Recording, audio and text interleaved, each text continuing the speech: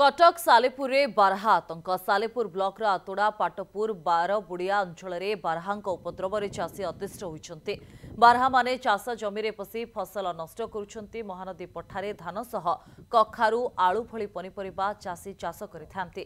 सेही जमी पशि बारहा लक्ष लक्ष टंकार फसल नष्ट करुथुबा अभियोग होईछि।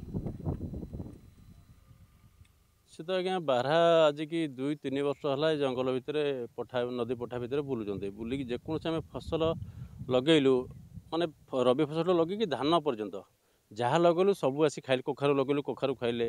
मु लगे कोड़ी गछ लगे कोड़ी मूल ताड़िले धान बिलरे गड़ुंट विभिन्न प्रकार फसल सब नष्ट कर। बारहा तो ये प्रथम आम गोटे बारहा देखुलु अका बर्तमान 100 उपरे बारहा है। एटी मिनिमम आम ये पठा एरिया 200 ରୁ 300 एकर भाया धान होती से धान जे जो धान आगे पाचुची सब खाई जाऊँ। मोर आर वर्ष ये लक्ष लक्ष टंकार कोड़ी खाईगले।